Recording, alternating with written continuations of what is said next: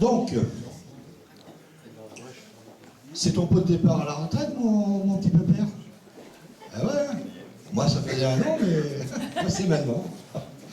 Il y en a d'autres dans la salle, là. Ça va leur arriver dans peu de temps. Donc, en avant-propos. Alors, j'avise immédiatement le public présent que toutes les évocations ci-dessous désignées ne sont que la stricte vérité et les reflets de la vie de notre ami Christian durant 36 années passées au service de l'État régalien. Je peux dire que ce patchwork truculent est synonyme des évangiles selon Saint Jean et Saint Luc. Trompe digne de foi, digne de moi, pardon. Cependant, j'attire votre attention que certains passages sont empreints de vérités troublantes, voire choquantes. Alors, s'il y a des âmes sensibles, bouchez-vous les oreilles. Mon cher Christian, mon cher camarade, mon cher Kiki, mon cher ami, ça arrive, je sais. Tu as, comme d'autres ici présents, passé ton concours d'agent de constatation des brigades des douanes en 1980 et tu t'es posté en embuscade, déjà, sur la liste complémentaire, ce qui t'a obligé à connaître le prestage à la direction régionale de Rennes durant 2 mois, car l'école nationale des brigades des douanes de La Rochelle était complètement saturée. Tu es rentré à l'école des douanes en février 81, période préélectorale, qui laissait supposer une évasion fiscale incommensurable et à ce titre, un renforcement des effectifs douaniers pour effectuer le contrôle d'échange en frontière. C'était l'époque des gros recrutements de 500, 600 douaniers, parfois 2 fois dans l'année. Période faste s'il en était. La RGPP n'était pas encore là, la MAP non plus. Bref. Tu as côtoyé Hugues Roy, mais aussi Josiane Soula, et bien d'autres, et bien d'autres. Ah, quel plaisir certain de passer juin, juillet à La Rochelle, sur les plages chaudes, dans les boîtes de nuit chaudes elles aussi, le casino, les belles charentaises au teint halé, la plage et les restaurants de Châtelaillon, en compagnie de Jean-Paul Leroy, hein, alias Belle Bacante. Mais je m'égare. Je reviens à mon mouton. Évidemment, comme on vous avait appris le contrôle d'échange, fouillez dans les moindres recoins des véhicules de l'époque, en regardant les planches des décortiqués de chaque véhicule, bon, ça n'existe plus depuis belle lurette, hein, pour y trouver de l'argent partant en villégiature en Suisse ou au Luxembourg, afin de s'y reposer, gentiment. C'est donc tout naturellement, puis-je dire, que vous vous êtes retrouvé à venir gonfler les effectifs de Saint-Louis dans le Haut-Rhin, et plus particulièrement à la brigade touristique de Huningue, route, avant de rejoindre l'aéroport de Bâle-Mulhouse.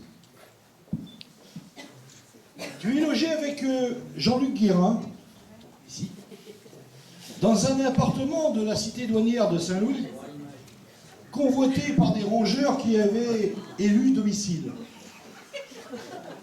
Ces animaux te rendaient vénère. Aussi, tu les butais à grands coups de chaussures avec reprise de vélo, de volet, pardon, et en t'acharnant légèrement dessus. Non, non, mesdames et messieurs, elle ne souffrait pas, c'est bête, car on connaît bien là toute l'élégance du geste de notre kiki, celui de ne pas faire souffrir.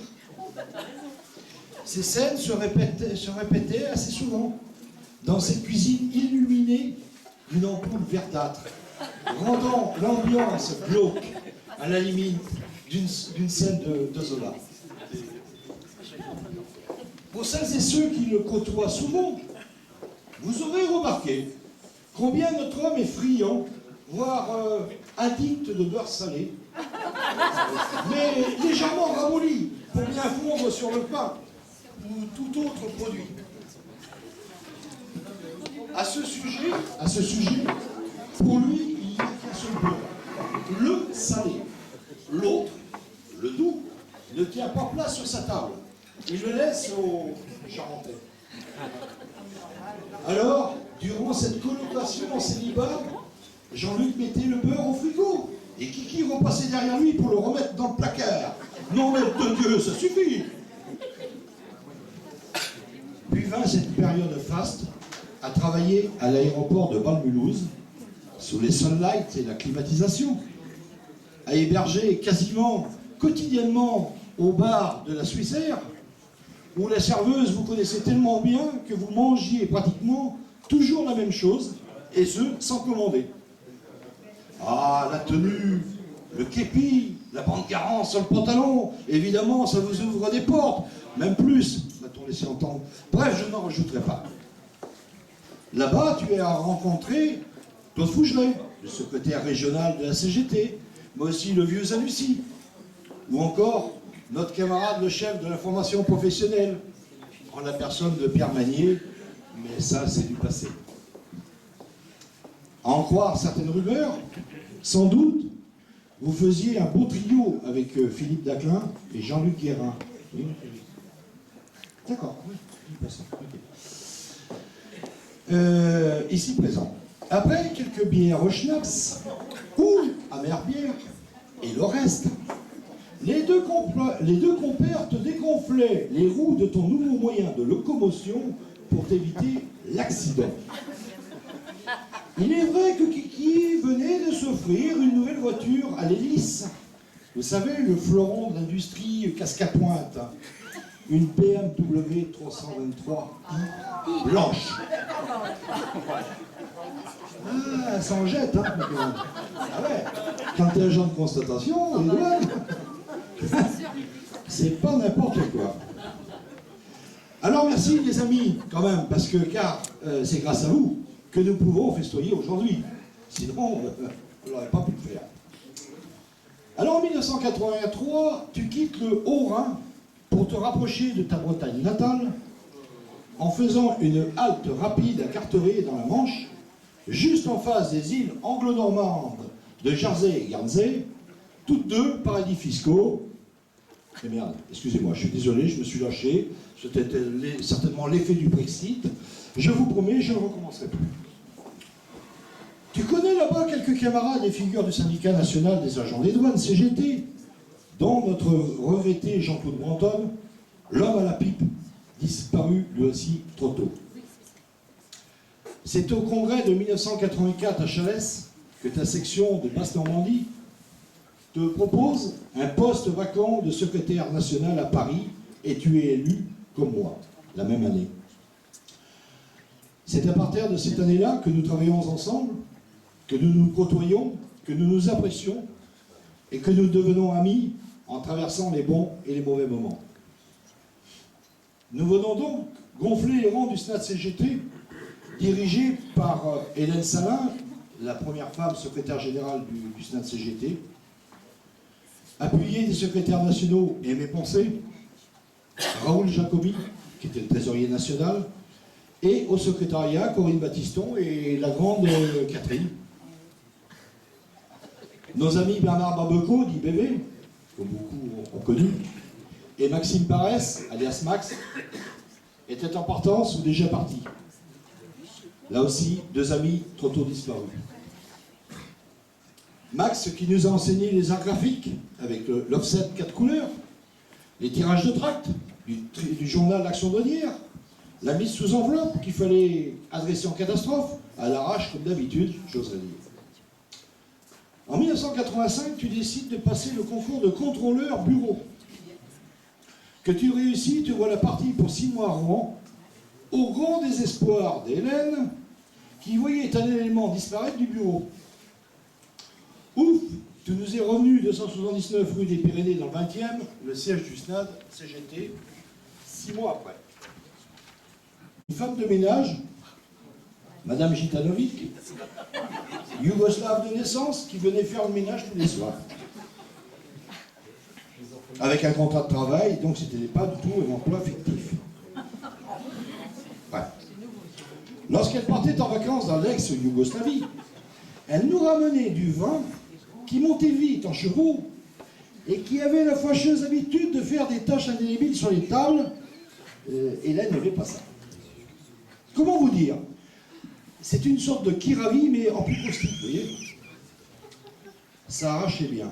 En 87, nous avions fait le choix politique de rejoindre la grande maison de CGT de Montreuil, où il existait déjà une société de nettoyage. Alors, il a fallu nous séparer de cette dame.